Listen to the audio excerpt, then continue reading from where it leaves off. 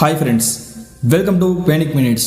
தமிழ்நாட்டைச் சேர்ந்த தருமபுரி மாவட்டத்திற்கு அருகாமையில் இரவு நேரத்தில் ஒரு பேக்கரியில் நடந்த பயங்கரமான திகில் நிகழ்வை பற்றி தாங்க முழுமையாக பார்க்க போகிறோம்.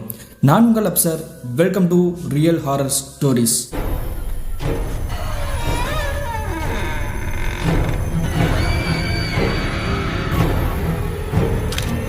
நான் முன்கூட்டியே சொன்ன மாதிரி தமிழ்நாட்டைச் சேர்ந்த தருமபுரி மாவட்டத்திலிருந்து ஒரு 25 கிலோமீட்டர் தொலைவில் இருக்கக்கூடிய ஒரு அழகிய கிராமத்தில் கிட்டத்தட்ட 2017 காலகட்டத்தில் நடந்த ஒரு திகில் நிகழ்வு தாங்க இன்றைய நிகழ்வு. இந்த சம்பவத்தை நமக்கு ஷேர் பண்ணியது இந்த சம்பவத்தால் பாதிக்கப்பட்ட நாகமலை அப்படின்ற நபர் தாங்க. அப்படி என்ன நினைச்சுன்னு பார்த்தீங்கன்னா, கிட்டத்தட்ட 2017 காலகட்டத்தில் இந்த சம்பவத்தை நமக்கு ஷேர் பண்ணிய நாகமலைக்கு ஒரு 26 வயசு இருந்திருக்குங்க. இவருடைய குடும்பத்தை பற்றி சொல்லணும்னா, அப்பா அம்மா, இந்த நாகமலை, இவருக்கு ஒரு தம்பி இருந்திருக்காரு. இவருடைய தம்பி அந்த காலகட்டத்தில் ஐடி தொழிற்கல்வி தாங்க படிச்சுட்டு இருந்திருக்கிறாரு. ஆனால் இந்த நாகமலை பொறுத்த வரைக்கும் 7ஆம் வகுப்போட பாதியிலேயே படிப்பை நிறுத்தியிருக்கிறாருங்க. இவருக்கு படிப்பு சுத்தமாக தலையில் ஏறாத காரணத்தினால கிடைக்கக்கூடிய சின்ன சின்ன வேலைகளை எடுத்து போட்டு பார்த்துட்டு இருந்திருக்கிறாரு. ஆனால் இவர் எந்த வேலைக்கு போனாலுமே கிட்டத்தட்ட 1 மாதத்துக்கு மேலே அவரால் தாக்கு பிடிக்க முடியாது. எங்கே போனாலுமே இங்கே ஒரு வேலை செட் ஆகலை அப்படின்ற மாதிரி தாங்க அந்த வேலையை நிப்பாட்டிகிட்டே இருந்திருக்கிறாரு. இதனால இவங்களுடைய குடும்பத்தினருமே இவனை எப்படியாவது ஒரு வழிக்கு கொண்டு வரணும் அப்படின்ற மாதிரி யோசிக்கிறாங்க. அந்த நேரத்தில் தான் இவங்க இருக்கக்கூடிய கிராமத்திலிருந்து பக்கத்தில் இருக்கக்கூடிய சிட்டி பகுதியில் ஒரு பேக்கரி ஒன்று இருக்குது. அங்கே வேலைக்கு ஆட்கள் எடுக்கிறாங்க அப்படின்ற மாதிரி போர்டு போட்டிருக்காங்கடா, நீ வேணா போய் விசாரிச்சு பாரு அப்படின்ற மாதிரி தாங்க இந்த நாகமலையுடைய அப்பா சொல்கிறாரு. உடனே இந்த நாகமலையும் இவங்களுடைய கிராமத்திலிருந்து அந்த சிட்டி பகுதிக்கு போய் பார்க்குறாரு. அப்படி போய் பார்க்கும் பொழுது இவர் நினச்ச மாதிரியே ஒரு பேக்கரி இருந்திருக்குது. அந்த பேக்கரிக்கு முன்னாடியே ஒரு நோட்டீஸ் மாதிரி போர்டு போட்டு ஒட்டி வச்சிருக்கிறாங்க.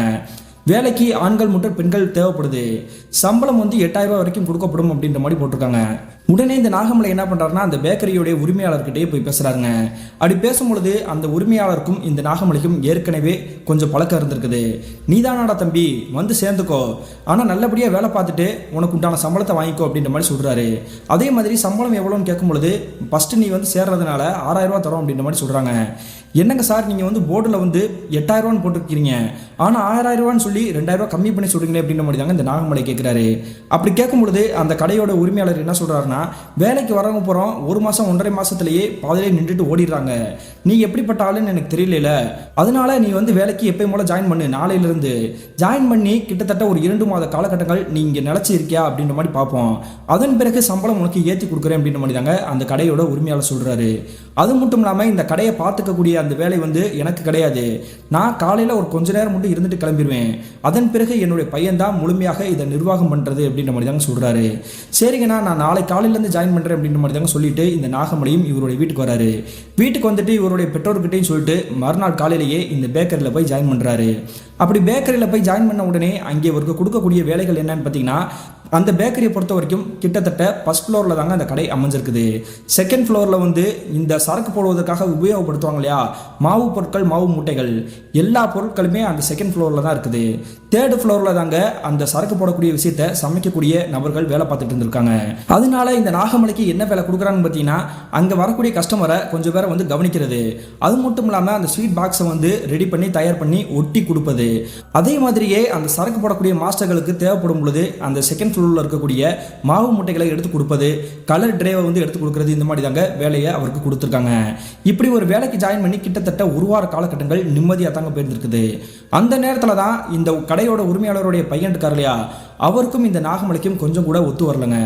என்ன நடந்திருக்குன்னா, இவரை வந்து ஸ்வீட் பாக்ஸை ஒட்ட சொல்லுவார். அப்படி ஸ்வீட் பாக்ஸை ஒட்டிகிட்டு இருக்கும் பொழுதே கடைக்கு வரக்கூடிய கஸ்டமர் இருக்காங்க இல்லையா, அவங்களையும் கவனிக்க சொல்லுவாருங்க. அது மட்டும் இல்லாமல் இந்த பேக்கரியோடைய உரிமையாளருக்கு மொத்தம் 3 பிரான்ச் இருந்திருக்குது. இங்கே இயங்கி கொண்டு இருக்கக்கூடிய இந்த பேக்கரி போக பக்கத்து கிராமத்தில் மொத்தம் 2 பேக்கரி இருந்திருக்குது. அதாவது இந்த 3 பேக்கரிக்கு தேவைப்படக்கூடிய அந்த சரக்கு பொருட்கள் எல்லாமே இங்கே வேலை பார்க்கக்கூடிய அந்த சரக்கு போடக்கூடிய மாஸ்டர்கள் தாங்க பார்த்துட்டு இருந்திருக்காங்க. அதனால அங்கேருந்து ஆட்கள் வந்தாங்கன்னா அவங்களுக்கு எண்ணெய் டின்னு மட்டும் சரக்கு பொருட்களை வந்து ஏற்றி கொடுப்பதாங்க இவருடைய வேலையாக இருந்திருக்குது. இப்படி ஒரு வேலை பார்த்துட்டு இருக்கும் பொழுதே இன்னொரு வேலையை சொல்கிறாரு அப்படின்ற மாதிரி தாங்க இந்த கடையோடைய உரிமையாளருடைய பையன் இருக்கார் இல்லையா, அவருக்கும் இந்த நாகமலைன்றவருக்கும் சண்டை வந்துட்டே இருந்திருக்குது. அந்த நேரத்தில் தான் அங்கே சரக்கு போடக்கூடிய அந்த மாஸ்டர் வந்து இந்த நாகமலையை பார்த்து கேட்குறாரு, தம்பி சம்பளம் எப்படி பேசி வச்சிருக்கிற அப்படின்ற மாதிரி கேட்குறாரு. அது ஒன்றும் இல்லைனா மாதம் தரேன்னு சொல்லியிருக்கிறாரு, நானும் சரின்னு சொல்லிட்டு அப்படின்ற மாதிரி தாங்க சொல்கிறாரு. இதை கேட்ட உடனே அந்த சரக்கு போடக்கூடிய மாஸ்டர் வந்து இந்த நாகமலையை பார்த்து கண்டமணிக்கு திட்டுறாரு, உனக்கு கொஞ்சமாச்சும் அறிவு இருக்குதா, நீ முன்ன பின்ன தெரிஞ்ச ஆளாக இருந்தால் பரவாயில்ல, அந்த கடையோட உரிமையாளர் உனக்கு தெரியும் சொல்ற, அவருடைய பையன் உனக்கு தெரியாது இல்லையா, நீ எதுக்கு மாசம் மாசம் சம்பளம்னு சொல்லி பேசின, ஒரு நாள் வேலையை முடிச்சுட்டு அன்னைக்கு நைட்டே கிளம்புறப்ப தினக்கூலியா வாங்கிட்டு போக வேண்டியதானே, அல்லது வார சம்பளமா வாங்கிட்டு போக வேண்டியதானே, ஒரு மாசம் இந்த கடையில் வேலை பார்த்துட்டு சம்பளம் வாங்கிட்டு போனதை நான் இது வரைக்கும் பார்த்ததே கிடையாது, ஏகப்பட்ட டார்ச்சர் பண்ணுவாங்க, நீ பார்த்து இருந்துக்கோ அப்படின்ற மாதிரி தாங்க சொல்றாரு. அதன் பிறகு பெரும் குழப்பத்தோடைய இந்த நாகமலை அங்கே இருக்கக்கூடிய வேலைகளை ஈடுபடுத்திட்டு இருந்திருக்கிறாரு. இப்படியே போயிட்டு இருக்கும்போது தாங்க ஒரு நாள் இரவு தோராயமாக 10 மணின்னு இருக்கும். அதாவது இவர் காலையில் ஒரு 9 மணிக்கு அந்த பேக்கரிக்கு வேலைக்கு வந்தாருன்னா இரவு ஒரு 10:30 தாங்க வீட்டுக்கு அனுப்புவது வழக்கங்க. ஞாயிற்றுக்கிழமையும் விடுமுறை கிடையாது. ஒருவேளை ஞாயிற்றுக்கிழமை இவர் லீவ் எடுத்தார் அப்படின்னா அதை சம்பள தேதியில கழிச்சுக்குருவாங்க. ஆனால் அவங்களா விடுமுறை கொடுத்தா மட்டும்தான் அந்த லீவ் கணக்கில் சேராது. இப்படி இருக்கக்கூடிய அன்றைய இரவு வேலை பார்த்துருக்கக்கூடிய அந்த நேரத்தில் ஒரு 10:15 இருந்திருக்கும். உடனே அந்த கடையோட உரிமையாளர் என்ன பண்ணுறாருன்னா இந்த நாகமலையை பார்த்து அவர் வேலையை முடிச்சுட்டு கிளம்பலான்னு தயாராகிட்டு இருந்திருக்கிறாரு. தம்பி, சரக்கு போடக்கூடிய மாஸ்டர்கள் காலையிலே வெள்ளன வந்துடுவாங்க, அதனால செகண்ட் ஃப்ளோரில் இருக்கக்கூடிய 3 மாவு மூட்டையை மொத்தம் தூக்கிட்டு வா அப்படின்ற மாதிரி சொல்கிறாரு. என்னங்கண்ணா இப்போ போய் சொல்லிட்டு இருக்கிறீங்க, ஏற்கனவே எனக்கு வேலை முடிஞ்சிருச்சு, நான் கிளம்ப போகிறேன், மாவு மூட்டையை நான் தூக்கிட்டு கீழே வந்தேன் அப்படின்னா இன்னும் ஒரு 1/2 மணி நேரம் ஆயிரும், அதனால என்னால் முடியாது அப்படின்ற மாதிரி தாங்க கண்டிஷனாக சொல்கிறாரு. நீ இப்போ தானே வேலைக்கு வந்த, அதுக்குள்ளே என்கிட்டே நீ ரூல்ஸ் பேசுறியா, நீ இது மாமியார் வீடு நினச்சிக்கிட்டியா அப்படின்ற மாதிரி தாங்க கண்டுமணிக்க வார்த்தை விடுறாரு.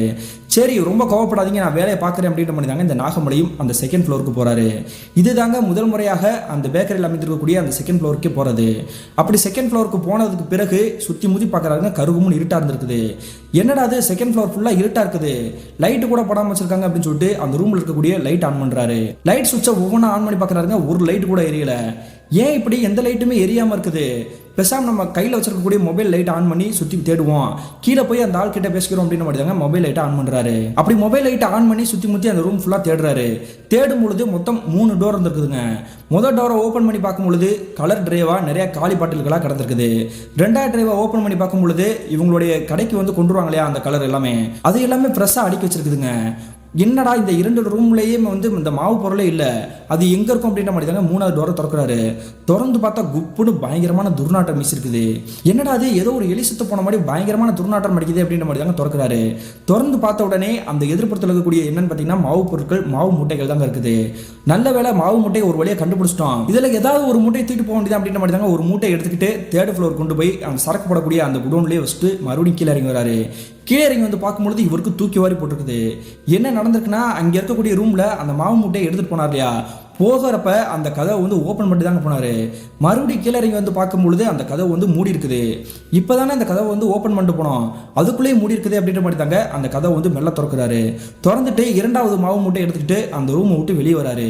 வெளியே வந்த அடுத்த நிமிஷமே இவருக்கு உசுரே போயிடுச்சுன்னு தான் சொன்னோம். என்ன நடந்திருக்குன்னா இவர் வெளியே வந்த அடுத்த கணமே அந்த ரூமோடைய கதவு டக்குன்னு சாத்துதுங்க. ஏன் இப்படி சாத்துதுன்னு தெரியலையே, இங்கே காற்று கூட எதுவுமே அடிக்கவே இல்லை, அப்புறம் என்ன இருக்கும் அப்படின்ற மாதிரி தாங்க நினச்சிக்கிட்டே அந்த மாவு முட்டையை குழப்பத்தோடையே மேலே இருக்கக்கூடிய அந்த ரூம் கொண்டு போய் வைக்கிறாங்க. அப்படி கொண்டு போய் வச்சுட்டு மறுபடியும் கீழே அந்த மாவு மூட்டை ரூம் கிட்டே வந்திருக்கிறாரு. வந்ததுக்கு பிறகு கதவு மறுபடியும் சாத்திருக்கு அப்படின்ற மாதிரி தாங்க சந்தேகத்தோட அந்த கதவை திறக்கிறாரு. திறந்து பார்த்த அடுத்த நிமிஷமே இவருடைய வாழ்நாளில் கற்பனை பண்ண முடியாத காட்சி கண்கள் முன்னாடி தெரிஞ்சிருக்குது. என்ன நடந்திருக்குன்னா அந்த கதவை திறந்தார் இல்லையா, ஒரு செகண்ட் தாங்க அந்த இடத்துக்கிட்ட அந்த மாவு மூட்டைக்கு மேலேயே ஏதோ ஒரு கருப்பாக ஒரு உருவம் உட்கார்ந்துருக்க மாதிரி தெரியுது. என்னது அப்படின்னு சுதாரிச்சு பார்க்கறதுக்குள்ள அந்த உருவம் எங்கே போச்சுனே தெரியலங்க, காணாமல் போயிருக்குது. இங்கனக்குள்ள நம்ம உருவத்தை பார்த்த மாதிரி இருந்துச்சு, ஒருவேளை அது நம்மளுடைய மன பிரம்மையா அல்லது உண்மையிலே பார்த்தோமா அப்படின்ற மாதிரி தாங்க திகச்சு போயிட்டாரு. சரி நமக்கு எதுக்கு இந்த ஆராய்ச்சி, மூட்டையை எடுத்துட்டு நம்ம கிளம்புவோம் அப்படின்ற மாதிரி தாங்க 3வது மூட்டையை எடுத்துக்கிட்டு மேலே இருக்கக்கூடிய அந்த ரூமுக்கே கொண்டு போய் வச்சுட்டு கீழே இறங்கி வந்துறாரு. கீழே இறங்கி வந்ததுக்கு பிறகு அந்த கடையோட உரிமையாளர்கிட்ட சத்தம் போடலாம்னு நினைக்கிறாரு.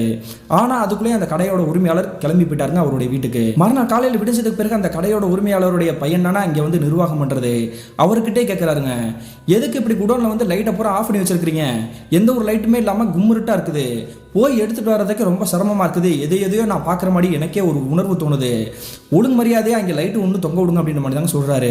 இதை கேட்ட உடனே அந்த கடையோட உரிமையாளருடைய பையன் இவர்கிட்ட நெருங்கி வந்துட்டாரு. தம்பி நான் என்ன சொல்கிறேனோ அந்த வேலையை மட்டும் தான் நீ செய்யணும், என்கிட்ட எதிர்த்து எந்த கேள்வி கேட்கக்கூடாது, ஒழுங்காக வேலையை பார்க்குறா இருந்தால் பாரு, இல்லைன்னா இந்த வேலையை விட்டு நின்று அப்படின்ற மாதிரி தாங்க முறைச்சபடி சொல்கிறாரு. நீங்கள் ஏன் நான் வந்ததுலேருந்து என்கிட்ட இந்த மாதிரி சீண்டிக்கிட்டே இருக்கிறீங்க, வேலைக்கு தானே தேவைன்னு தானே ஆளை சேர்த்தீங்க, அப்புறையே என்னை வேலையை விட்டு நிப்பாட்டுற மாதிரியே பேசிகிட்டு இருக்கிறீங்க அப்படின்ற மாதிரி தாங்க இவருமே எதிர்த்து கேட்குறாரு. அந்த நேரத்தில் இந்த இருவருக்கும் சண்டை வரக்கூடிய அந்த காட்சியை பார்த்த உடனே அங்கே சரக்கு போடக்கூடிய மாஸ்டர்கள் எல்லாம் நெருங்கி வந்துட்டாங்க. ஒன்றும் பிரச்சனை இல்லை வாப்பா, அவர்கிட்ட ஏன் இப்படி எடுத்து பேசுகிற அப்படின்ற மாதிரி தாங்க இவர் தனியாக பிரித்து கூப்பிட்டு வந்திருக்காங்க. அப்படி கூப்பிட்டுட்டு வந்ததுக்கு பிறகு இந்த நாகமலை கிட்ட அந்த சரக்கு போடக்கூடிய மாஸ்டர் மறுபடியும் பேச ஆரம்பிக்கிறாரு. தம்பி இந்த வேலையெல்லாம் உனக்கு செட் ஆகாது, ஒழுங்கா நீ வந்து இந்த மாசத்துக்கு உண்டான சம்பளத்தை மட்டும் வாங்கிட்டு நிக்கிற வழியை பாரு, அதுக்கடையிலே அவரை வந்து நீ பகச்ச அப்படின்னா வந்து அந்த சம்பளத்தை உனக்கு கொடுக்காம இழுத்தடிப்பார் பார்த்துக்கோ அப்படின்ற மாதிரி தாங்க சொல்லி சத்தம் போட்டு இவர் வந்து அனுப்பிச்சுட்டு இருக்காங்க. இந்த சம்பவம் நடந்து கிட்டத்தட்ட ஒரு 3 நாட்கள் கடந்திருக்கும். அது வரைக்கும் அந்த குடோனுக்கு போகக்கூடிய வேலை இந்த நாகமணிக்கே இல்லைங்க. எப்பயும் போல வேலையை முடிச்சுட்டு இரவு நேரம் தோராயமாக ஒரு 10:45 தாங்க இவருடைய வீட்டுக்கு வந்து சேர்ந்துருக்காரு. அப்படி வீட்டுக்கு வந்ததுக்கு பிறகு அக்கம் பக்கத்தில் இருக்கக்கூடிய இவருக்கு தெரிந்த நபர்கள் இருப்பாங்க இல்லையா, எங்கடா வேலைக்கு போற, நீ எங்க போறேன்றதே சொல்லாம மறைமுகமா பார்த்துட்டு இருக்கிற, சொன்னேன்னா நாங்க என்ன எதுன்றதை தெரிஞ்சுக்கோம்ல அப்படின்ற மாதிரி கேட்குறாங்க. அப்படி கேட்கும்பொழுது ஒரு குறிப்பிட்ட இடத்த சொல்லி இந்த பேக்கரில் தான் நான் வேலை பார்க்குறேன் அப்படின்ற மாதிரி தாங்க சொல்றாரு. இதை கேட்ட உடனே அங்கே நிற்கக்கூடிய அந்த நபருடைய முக தோற்றமே வேற மாதிரி மாறி இருக்குன்னு குப்புன்னு வேர்த்திருக்குது. என்னாச்சுன்னா எங்க வேலைக்கு போறீங்கன்னு கேட்டீங்க, நானும் சொன்னேன் ஏன் ஒரு மாதிரி இருக்கிறீங்க அப்படின்ற மாதிரி தாங்க கேட்குறாரு. போய் அந்த இடத்துக்காடா நீ வேலைக்கு போற, அந்த இடம் எப்பேற்பட்ட இடம்னு தெரியுமா அப்படின்ற மாதிரி தாங்க அந்த நபர் சொல்றாரு. அப்பெல்லாம் எனக்கு எதுவுமே தெரியாது, ஏன் அந்த இடத்துக்கு என்ன பிரச்சனை அப்படின்ற மாதிரி தாங்க இந்த நாகமணியும் கேட்கிறாரு. அப்படி கேட்கும்பொழுது அந்த நபர் சொல்லக்கூடிய விஷயத்தை கேட்டுட்டு இவருடைய உடம்பெல்லாம் புல்லரிக்க ஆரம்பிச்சிருச்சு. அதாவது இவர் பேக்கரிக்கு வேலை போயிட்டு இருக்கிறார் இல்லையா, அந்த பேக்கரி கிட்டத்தட்ட ஆரம்பிச்சு 1 வருட காலகட்டங்கள் தாங்க ஆகுது. அதுக்கு முன்னாடியே ஒரு 3 வருடங்களாக அந்த பேக்கரி வந்து பூட்டப்பட்டு தாங்க இருந்திருக்குது, வெறும் கட்டிடமாக தான் இருந்திருக்குது. அந்த கட்டிடத்தில் ஒரு 3 வருடங்களுக்கு முன்னாடி ஒரு மருத்துவமனை இருந்திருக்குங்க, பிரைவேட் மருத்துவமனை. அந்த மருத்துவமனையை நிலா அப்படின்ற பெண்மணி தாங்க நடத்தி வந்துட்டு இருந்திருக்காங்க. அந்த மருத்துவமனை பேரே நிலா மருத்துவமனை தான். அப்படி இருக்கக்கூடிய அந்த மருத்துவமனை வந்து என்ன காரணத்துக்காக பூட்டப்பட்டுச்சுன்னு தெரியல. அங்கே இருக்கக்கூடிய அந்த மருத்துவமனை காலியாகி ஒரு 3 வருஷமா அந்த கடை வந்து பூட்டி தான் கிடச்சு. அதுக்கு பிறகு தாண்டா இந்த பேக்கரியா இங்கே போயிருக்குது. அதனால தாண்டா கேட்டேன், மருத்துவமனை இருந்த இடத்துல பேக்கரி இருக்குது இல்லையா, அங்கே போய் வேலைக்கு போற அப்படின்ற மாதிரி நான் கேட்குறேன் அப்படின்ற மாதிரி சொல்றாருங்க. இதுல என்ன பிரச்சனை எனக்கு ஒன்றும் புரியல, நீங்க பாட்டுக்கு போங்க, நான் என் வேலையை பார்க்குறேன் அப்படின்ற மாதிரி தாங்க இவர் வந்து சொல்லிட்டு இவருடைய வீட்டுக்கு வந்திருக்கிறாரு. அதே மாதிரி அன்றைய இரவு கடந்து மறுநாள் காலையில் எப்பயும் போல அந்த பேக்கரிக்கு வேலைக்கு போறாரு. வேலைக்கு போன உடனே ஒரு கொடுக்கக்கூடிய எல்லா வேலைகளையுமே முடிச்சுட்டு இரவு கிளம்பலாம் நினைக்கிறாருங்க. அன்றைய பொழுது வந்து இவங்களுடைய கிராமத்தில் ஏதோ சிறிய திருவிழா நடக்குது போல. திருவிழா நடக்கக்கூடிய காரணத்தினால கஸ்டமர்கள் அடிக்கடி தொடர்ந்து வந்துகிட்டே இருந்திருக்காங்க. அந்த நேரத்தில் இந்த நாகமலையுடைய அந்த ஓனர் இருக்கார் இல்லையா, என்ன பண்றாருன்னா மேலே இருக்கக்கூடிய ஒரு கலர் டிரைவை எடுத்துட்டு வா அப்படின்ற மாதிரி சொல்றாரு. சொன்ன உடனே இந்த நாகமலையும் 2வது ஃப்ளோருக்கு போறாருங்க. அப்படி ஏறி போனதுக்கு பிறகு அந்த மாவு அடைச்சு வச்சிருக்கக்கூடிய அந்த ரூம் இருக்கு இல்லையா, அந்த ரூமையே உத்து பார்த்துட்டு பக்கத்தில் இருக்கக்கூடிய அந்த கலர் டிரை இருக்கக்கூடிய அந்த ரூமுடைய கதவை திறக்கிறாரு. திறந்த அடுத்த நிமிஷமே இவருக்கு ஈரக்குழியே நடுங்கி போயிடுச்சு. என்ன நடந்திருக்குன்னா, இவர் கதவை திறக்கக்கூடிய அந்த கதவை திறந்தா ஒரு மாதிரி சத்தம் கேட்கும் இல்லையா, அந்த சத்தத்துக்கு கூடயே ஏதோ ஒரு ஆண்மகன் ஆங்காரமா அழுகக்கூடிய சத்தம் தொடர்ந்து கேட்குதுங்க. இதை கேட்ட உடனே மிரண்டு போய் அந்த கதவை திறந்து சுத்தி முத்தி பார்க்குறாரு. என்னடா இது ஒரே பம்பா போச்சு, கும்மிருட்டா இருக்குது, லைட்டை மாற்ற சொன்னா மாற்றவும் மாட்டானுங்க, நம்ம வேற செல்லில் லைட் ஆன் பண்ணி பார்க்க வேண்டியதா இருக்குது, யாரோ ஒருத்தர் அழுகிற மாதிரி வேற சத்தம் கேட்குது அப்படின்ற மாதிரி தாங்க திகச்சு போயிட்டாரு. அந்த நேரத்தில் கீழே இருந்து இவங்களுடைய முதலாளி வந்து சத்தம் போட்டு கூப்பிடாரு. மேலே போய் என்னடா பண்ணிட்டு இருக்கிற, சொன்ன வேலையை செய்ய மாட்டேற, நீ எதுக்கு இங்கே வேலைக்கு வந்தேன்னு தெரில அப்படின்ற மாதிரி தாங்க கண்டிஷனாக திட்டிகிட்டு இருக்கிறாரு. இவன் வேற நம்மளை பாடாப்படுத்துறான் அப்படின்ற மாதிரி தாங்க அந்த டிரைவை மட்டும் எடுத்துக்கிட்டு வேகமாக விறுவிறுன்னு கீழே வந்துட்டாருங்க. கீழே வந்துட்டு கொடுத்துட்டு மறுபடியும் இவருக்கு சந்தேகம் இருந்த காரணத்தினால செகண்ட் ஃப்ளோருக்கே போறாருங்க. அப்படி செகண்ட் ஃப்ளோருக்கே போனதுக்கு பிறகு அந்த ரூம்ல சத்தம் கிடைச்சு இல்லையா, அந்த கலர் டிரைவா இருக்கக்கூடிய ரூம்ல அதை திறந்து பார்க்கறாருங்க. லைட் அடிச்சு பார்க்கறாரு, உள்ள எதுவுமே இல்லை. மறுபடியும் அந்த 3வது ரூம்ல வந்து வெறும் காலி பாட்டிலாம் கிடக்குது இல்லையா, அந்த இடத்துக்கிட்ட திறக்கிறாரு. திறந்து பார்த்த உடனே இவருக்கு தூக்கி வாரி போட்டுருக்குது. என்ன நடந்திருக்குன்னா, உள்ள யாருமே கிடையாதுங்க, ஆனா யாரோ ஒரு ஆண்மகன் பயங்கரமா அழுதபடி சத்தம் கேட்குதுங்க. அது எப்படி இருக்குன்னு பார்த்தீங்கன்னா, ஐயோ எனக்கு வயிறு வலிக்குது, நெஞ்செல்லாம் தகன்னு எரியுது, என்னால் உடம்பு வலி தாங்க முடியல, என்னை எப்படியாவது காப்பாத்துங்க அப்படின்ற மாதிரி தாங்க அழுகக்கூடிய சத்தம் கேட்குது. இந்த சத்தம் கேட்ட உடனே தூக்கி வாரி போடுற மாதிரி தாங்க இந்த நபர் நின்றுட்டு இருந்திருக்கிறாரு. உடனே அந்த இடத்த தாண்டி 3வது ஃப்ளோரில் இருக்கக்கூடிய அந்த சமையல் மாஸ்டர் இருக்கார் இல்லையா, அந்த சரக்கு போடக்கூடிய நபர், அவரோட இடத்துக்கிட்டே வந்திருக்கிறாரு. வந்த உடனே அந்த சரக்கு போடக்கூடிய மாஸ்டர் கிட்ட விசாரிக்க ஆரம்பிக்கிறாரு. செகண்ட் ஃப்ளோருக்கு வேற யாருமே போக மாட்டாங்க, இந்த ஓனர் என்னன்னா என்னையே அனுப்பிச்சு வைக்கிறாரு, உள்ள லைட்டு கிட்ட எதுவும் போட மாட்டாங்க, ஏன் லைட்டு கூட தொங்க விட மாட்டாங்கன்னு கேட்குறாருங்க. அப்படி கேட்கும்பொழுது அந்த சரக்கு போடக்கூடிய மாஸ்டர் என்ன சொல்றாருன்னா, அது ஒன்றும் இல்லப்பா, அந்த ரூம்ல வந்து எர்த்து ப்ராப்ளம் இருக்குது, அதனால லைட்டு ஒன்று தொங்க விட்டோம் அப்படின்னா கொஞ்ச நேரத்துல பீஸ் ஆயிரும், இப்படியே கிட்டத்தட்ட 1 மாசத்துலேயே 10-15 லைட்டு போயிருச்சு, அதனால தான் இனிமே அந்த ரூம்ல வந்து லைட்டை யூஸ் பண்ணக்கூடாது அப்படின்ற மாதிரி ஓனர் சொல்லிட்டாரு, வேற ஒன்றும் கிடையாது அப்படின்ற மாதிரி தாங்க சொல்றாரு. அந்த நேரத்தில் இந்த நாகமலை சும்மா விடாம, இல்ல அந்த ரூம்ல வேற ஏதோ பிரச்சனை இருக்குது, என்கிட்ட சொல்லாம மறைக்கிறீங்க, என்னுடைய கிராமத்தை சேர்ந்த ஒருத்தர் வந்து இந்த பேக்கரிக்கு முன்னாடி ஒரு மருத்துவமனை இருந்துச்சுன்னு சொன்னாரு, அது உண்மையா, அந்த மருத்துவமனையில் என்ன நடந்துச்சு அப்படின்ற மாதிரி கேட்குறாருங்க. அப்படி கேட்கும்பொழுது இந்த சரக்கு போடக்கூடிய மாஸ்டருடைய முகம் எல்லாமே வந்து குப்புன்னு வேர்த்திருக்குது. ஒண்ணுமில்ல, இதை பத்திலாம் என்கிட்ட எதுவும் கேட்காத. உனக்கு வேலைக்கு வர விருப்பம் இருந்துச்சுன்னா வேலைக்கு வா, இல்லை அப்படின்னா இன்னைக்கு நீ நின்றுட்டு வேலைக்கு விட்டுட்டு வீட்டுக்கு போயிரு. ஆனா சம்பளத்தை மட்டும் எதிர்பார்க்காத, அந்த ஓனர் உனக்கு தரமாட்டான். இன்னும் ஒரு 10 நாள் தான் இருக்குது, அந்த வேலையை முடிச்சுட்டு அந்த சம்பளத்தை வாங்கிக்கிட்டு நீ மொத்தமா நின்று. இதுதான் நான் உனக்கு கொடுக்குற அட்வைஸ் அப்படின்ற மாதிரி தாங்க அந்த சரக்கு போடக்கூடிய மாஸ்டர் சொல்றாரு. இதுக்கு மேல அவர்கிட்ட நம்ம எதுவும் விசாரிக்க வேணாம் அப்படின்ற மாதிரி தாங்க கீழே இறங்கி அந்த வேலையில ஈடுபட ஆரம்பிச்சிருக்காரு. இப்படியே கிட்டத்தட்ட ஒரு 3 நாட்கள் கடந்திருக்குங்க. அன்றைய இரவு எப்பயும் போல ஒரு 10:30க்கெல்லாம் வேலையை முடிச்சுட்டு இவருடைய வீட்டுக்கு கிளம்பி இருக்கிறாரு. இடையில வரக்கூடிய ஒரு சேர் ஆட்டோவில் ஏறி இவருடைய கிராமத்துக்கிட்டே நெருங்கி அந்த ஆட்டோவிலிருந்து கீழே இறங்கியிருக்கிறாரு. கீழே இறங்கினதுக்கு பிறகு அந்த தெருவீதி வழியாக நடந்து போயிட்டு இருந்திருக்கிறாருங்க இவருடைய வீட்டை நோக்கி. அப்படி வீட்டை நோக்கி நடந்து போயிட்டு இருக்கும் பொழுதே ஏற்கனவே ஒரு சத்தம் கிடைச்சலையா அமானுஷமாக, ஐயோ என்னுடைய உடம்பெல்லாம் வலிக்குது அப்படின்ட்டு. அதே மாதிரி சத்தம் இவருடைய காதுகள் கிட்டே கேட்குதுங்க. டக்குன்னு திரும்பி பார்க்குறாரு, அந்த இடத்துல அந்த திசையில யாரையுமே காணோம். என்னடா இது ஒருவேளை கற்பனையா அல்லது நிஜத்திலேயே நடந்துச்சா அப்படின்ற மாதிரி தாங்க மிரண்டு போய் விறுவிறுன்னு நடக்கிறாரு. நடந்து போயிட்டே இருக்கும் பொழுது இவருடைய கால் பாதங்களை பிடிச்சி விருட்டு நிறுத்த மாதிரி தாங்க தெரிஞ்சிருக்குது. டக்குன்னு சுதாரிச்ச காரணத்தினால இவர் வந்து கீழே தடுமாறி உழுகல. உடனே திரும்பி பார்க்குறாருங்க, அந்த இடத்துல யாருமே காணோம். தம்பி என்னை கொஞ்சம் காப்பாத்து அப்படின்ற மாதிரி தாங்க மறுபடியும் வேற ஏதோ ஒரு ஆண்மகனுடைய சத்தம் கேட்குது. உடனே ஓட்டம் முடிச்சு இவருடைய வீட்டுக்கே ஓடி வந்திருக்கிறாரு.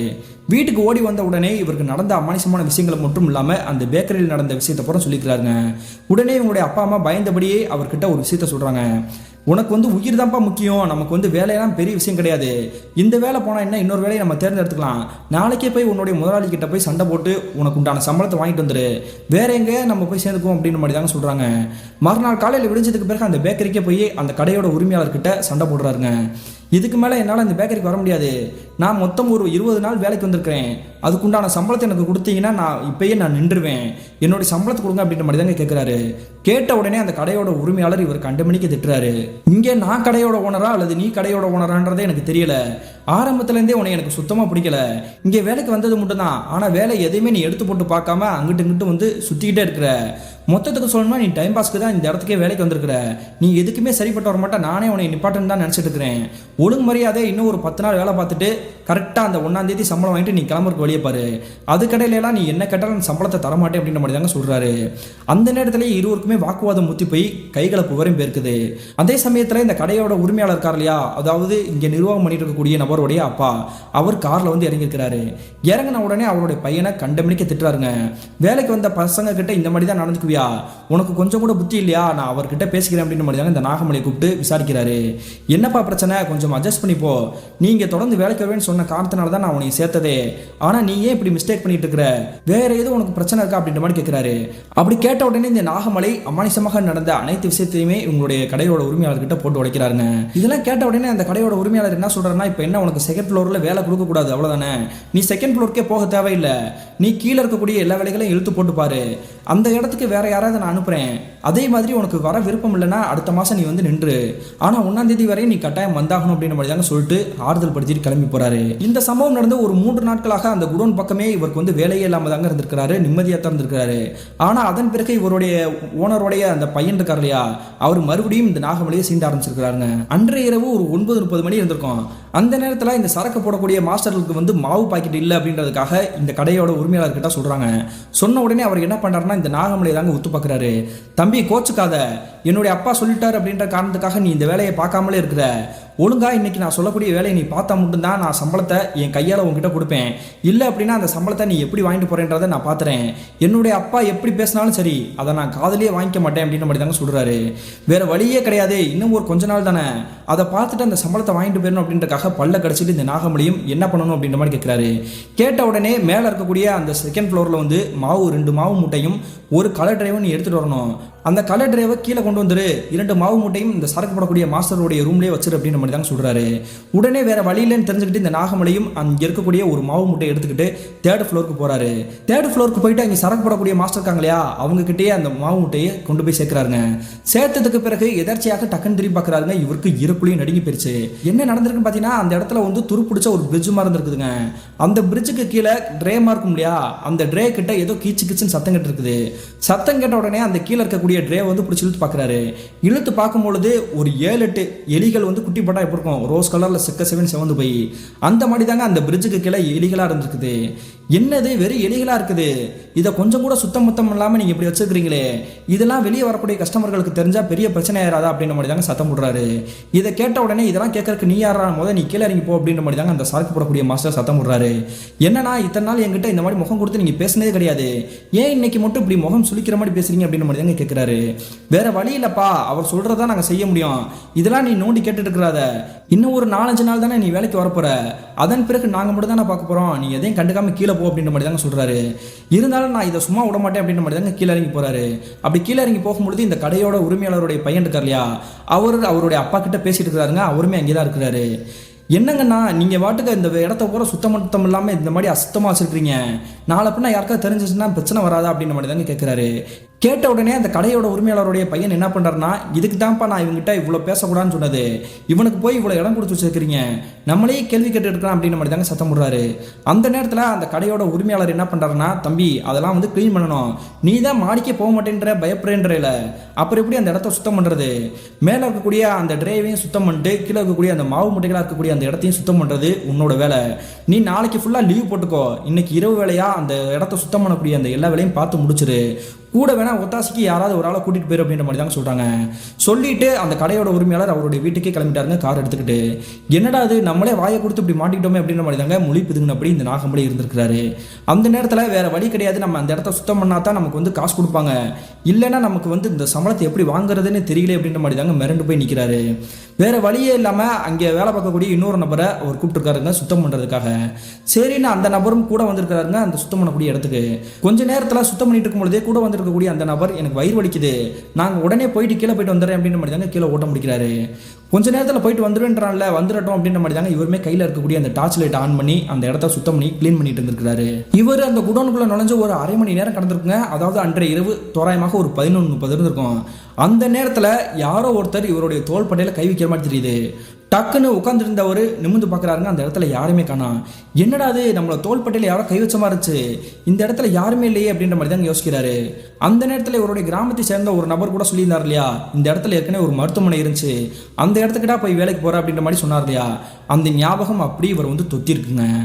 ஒருவேளை அவர் சொன்னது உண்மையா இருக்குமோ, இங்கே நம்மளை பயமுறுத்தக்கூடிய அந்த அமானுஷமான விஷயங்கள் வேற யாராவும் இருக்காது, இதே இடத்துல மருத்துவமனை இருந்துச்சு இல்லையா, அந்த நேரத்தில் யாரோ ஒருத்தர் இறந்து போயிருப்பாங்க போல, அவங்களுடைய ஆன்மா தான் இந்த இடத்த சுற்றி இருக்குது, நம்மளை பயமுறுத்துது அப்படின்ற மாதிரி தாங்க மிரண்டு போயிட்டாரு. கொஞ்ச நேரத்திலேயே இவருடைய வாழ்நாளில் கற்பனை பண்ண முடியாத காட்சி கண்கள் முன்னாடி தத்ரூபமாக தெரியுதுங்க. என்ன நடந்திருக்குன்னா, அந்த மாவு முட்டை குடோன் இருக்கு இல்லையா, அந்த மாவு முட்டை வச்சிருக்கக்கூடிய அந்த ரூம்ல இருந்து 2 உருவங்கள் தத்ரூபமாக நிற்குதுங்க. ஒரு உருவத்தோடைய முகத்தோற்றம் மற்றும் வயதை பார்த்தீங்கன்னா ஒரு 45 இருந்திருக்கும். இன்னொரு உருவத்தோற்றத்தையும் மற்றும் வயதையும் குறித்து சொல்லணும் அப்படின்னா ஒரு 25 இருந்திருக்குங்க. இந்த 2 உருவங்களும் தத்ரூபமாக இவரையே உத்து பார்த்துட்டு இருந்திருக்குது. இவங்க எப்படி நம்மளை தாண்டி உள்ளே போனாங்கன்னு தெரியலையே, அந்த ரூமோடைய வாசல் கதவுக்கு முன்னாடி தான் நம்ம இருந்தோம், நம்மளை தாண்டி எப்படி போயிருக்க முடியும் அப்படின்ற மாதிரி தாங்க மிரண்டு பார்க்குறாரு.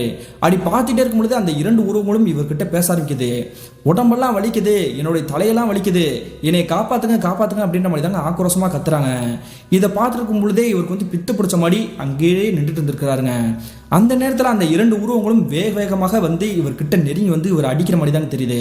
அடுத்த நிமிஷமே அம்மானு கத்திக்கிட்டு இந்த நாகமலை கீழே சுருண்டு மயக்கம் போட்டு விழுந்துட்டாரு.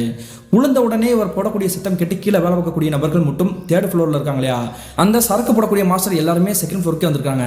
வந்த உடனே ஒரு மயக்கம் போட்டு விழுந்திருக்கிறாரு அப்படின்றது தெரிஞ்சுக்கிட்டு கை தாங்களா தூக்கி கீழே இருக்கக்கூடிய 1st ஃப்ளோருக்கு கொண்டு போகிறாங்க. அப்படி கொண்டு போனதுக்கு பிறகு இவருடைய முகத்தை தண்ணி அடிச்சு எழுப்பி குடிக்கிறதுக்கு சோடா கொடுக்குறாங்க. குடிச்சதுக்கு பிறகு என்னாச்சுப்பா, ஏன் திடீர்னு மயக்கம் போட்டு விழுந்துட்ட, ஏன் இப்படி கத்தன அப்படின்ற மாதிரி கேட்குறாங்க. அப்படி கேட்ட உடனே இந்த நாகமலை அழுதுகிட்டே நடந்த விஷயத்தை போல சொல்கிறாருங்க, நான் இனிமேல் இந்த இடத்துக்கு வேலைக்கே வர மாட்டேன், என்னுடைய காசை கொடுங்க, 2nd ஃப்ளோருக்கு நான் இனிமேல் போகவே மாட்டேன், அந்த குடோனில் 2 உருவங்கள் தத்ரூபமாக நான் பார்த்தேன், என்னுடைய ஊர்க்காரன் சொன்னா நான் நம்பவே இல்லை, கொஞ்ச நாளாகவே அமானுஷமாக தான் இருந்துச்சு, ஆனால் இன்னைக்கு என் கண்கூடாகவே 2 உருவத்தை தத்ரூபமாக பார்த்துட்டேன், இனிமேல் நான் இந்த இடத்துல இருக்க மாட்டேன், இப்பவே என்னுடைய வீட்டுக்கு போறேன் அப்படின்ற மாதிரி தாங்க அடம் பிடிக்க ஆரம்பிச்சிட்டாரு.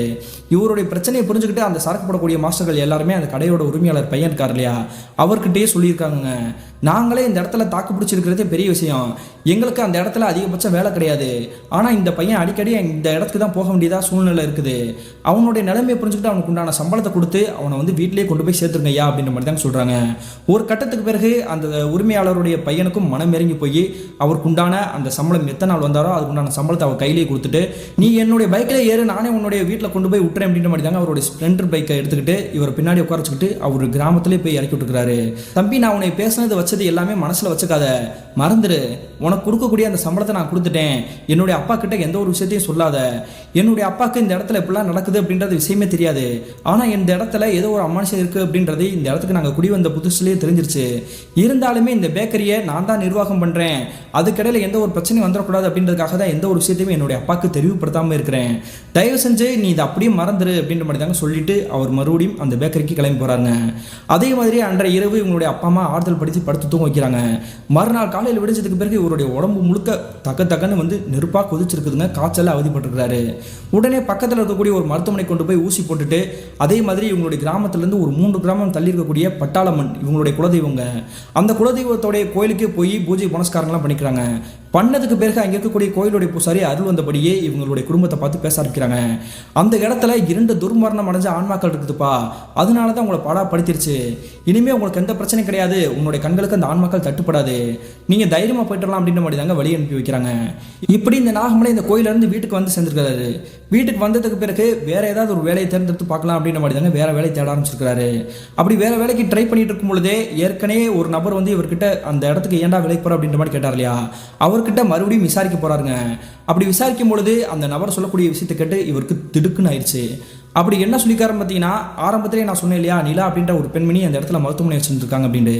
அந்த பெண்மணி ஒரு கம்பவுண்டராங்க, ஆனால் டாக்டர் MBBS அப்படின்னு சொல்லி ஏமாற்றி தாங்க அந்த இடத்துல மருத்துவமனையை வச்சுருக்காங்க. அப்படி வரக்கூடிய அந்த பேஷண்ட்ஸை வந்து ஒழுங்காக கவனிக்க தெரியாமல் அந்த பெண்மணி தவறான முறையில் வந்து சிகிச்சை அளிச்சுட்டு இருந்திருக்காங்க. குறிப்பிட்டு சொல்லணும் அப்படின்னா, அந்த இடத்துக்கு வந்து ஒரு பேஷண்ட் வந்து நெஞ்சு வலி அப்படின்ற மாதிரி சீரியஸான கண்டிஷனில் வந்திருக்கிறாரு. அப்படி வந்தவருக்கு சோடா வாங்கி கொடுத்துருக்குறாங்க. சோடா வாங்கி கொடுத்தது மட்டும் இல்லாமல் அங்கே படுத்து கிடக்கக்கூடிய அந்த நபருடைய நெஞ்சிலேயே வேகமாக குத்திருக்கிறாங்க. குத்துன உடனே அவருடைய மூச்சு அடைச்சு போனது சரியாயிரும் அப்படின்ற மாதிரி இந்த நிலான்ற பெண்மணி நினச்சிருக்காங்க. ஆனால் அதுவே அவருக்கு வந்து பிரச்சனையாக மாறி அந்த இடத்துலேயே அந்த ஸ்பாட்லேயே அந்த நபர் இறந்து போயிருக்கிறாரு. இறந்து போன கொஞ்ச நேரத்திலேயே அவங்களுடைய குடும்பத்தினர் அந்த பெண்மணி கிட்ட வந்து சண்டைக்கு வந்திருக்கிறாங்க. ஆனால் அந்த பெண்மணி வசதியான குடும்பத்தை சேர்ந்தவங்க அப்படின்றதுனால இந்த பிரச்சனையை பெருசாகவே எடுக்கலைங்க. சாதாரணமாக கேஸை முடிச்சு விட்டுருக்காங்க. இந்த சம்பவம் நடந்து ஒரு 2 மாத காலகட்டங்களுக்கு பிறகுமே அந்த நிலான்ற பெண்மணி அந்த மருத்துவமனையில் நடத்திட்டு தாங்க இருந்திருக்கிறாங்க. அப்படி இருக்கக்கூடிய அந்த நேரத்தில் விபத்துக்குள்ளாகி ஒரு 25 வயசுல இருக்கக்கூடிய ஒரு வாலிபர் அந்த மருத்துவமனையில் அட்மிட் ஆகிறாரு. அவருக்குமே ஒழுங்காக சிகிச்சை பார்க்க தெரியாமல் தலையில் அடிபட்டிருக்கக்கூடிய அந்த இடத்த இவங்க ஒழுங்காக கவனிக்காமல் அவருடைய உயிர்மை பறி போயிருக்குது. இப்படி இந்த இருவரும் இந்த இடத்துல தான் இறந்து போயிட்டாங்க அப்படின்றது தெரிஞ்சு பெரிய பிரச்சனையாக வெடிச்சிருக்குது.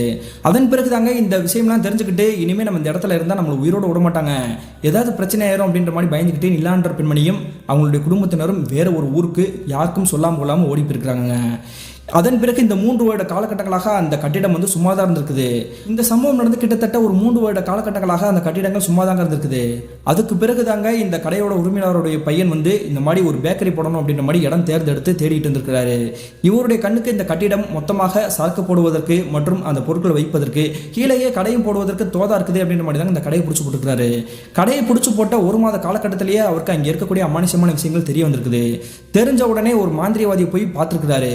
பார்த்தாலுமே இந்த ஆன்மாக்களை விரட்ட முடியாது, அநேகமாக இன்னும் ஒரு 5 வருட காலகட்டங்கள் அங்கே தான் இருக்கும் அப்படின்ற மாதிரி தாங்க குண்டை தூக்கி போட்டிருக்காங்க. இது எல்லாருக்குமே தெரிய வந்துருச்சு அப்படின்னா இந்த கடையவே நம்ம காலி பண்ண விட்டுருவாங்க. நமக்கு வேறு இப்போ தான் புதிதாக திருமணம் ஆயிருக்குது, அதனால இந்த விஷயத்தை பெருசாக எடுத்துக்காம நம்ம எப்பயும் போல வேலையில் ஈடுபடுவோம் அப்படின்ற மாதிரி தாங்க மறைமுகமாக அந்த வேலையில் ஈடுபட்டுட்டே இருந்திருக்கிறாரு. இதுவரையும் தாப்பா எனக்கு தெரியும். அதன் பிறகு அந்த ஆன்மாவை விரட்டினாங்களா வச்சாங்களான்றது தெரியல.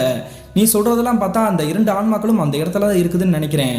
நல்ல வேலை அந்த வேலையை விட்டு நீ நின்றுட்ட, இனிமேல் உன் வாழ்க்கை நல்லா தான் இருக்கும், நீ பொழைச்சிக்கிடுவ அப்படின்ற மாதிரி தாங்க சொல்லிக்கிறாரு அந்த கிராமத்தை சேர்ந்த நபர். சம்பவத்துக்கு பிறகு அந்த இடத்த விட்டு வேலையை விட்டு வேற இடத்துக்கு போய் சேர்ந்தார் இல்லையா, அது வரைக்கும் இவருக்கு எந்த ஒரு பிரச்சனையும் இல்லாமல் அமானுஷத்தால் தாக்கமும் இல்லாமல் நிம்மதியாக தாங்க இருந்திருக்காரு. கிட்டத்தட்ட 2017 காலகட்டத்தில் என்னுடைய வாழ்நாளில் நடந்தது பிரதர். இந்த சம்பவத்தை இப்போ வரைக்கும் என்னால் மறக்கவே முடியாது, நினைச்சாலே பயங்கரமாக இருக்குது அப்படின்ற மாதிரி தாங்க சொல்லி முடிக்கிறாரு. இந்த சம்பவத்தை நமக்கு ஷேர் பண்ணிய நாகமலைக்கு ஒரு நன்றி சொல்லிக்கிறாங்க. மீண்டும் மற்றொரு திகிலான சுவாரஸ்யமான திகில் நிகழ்வுடன் உங்களை சந்திக்கும் வரை நான் உங்கள் அப்சர்.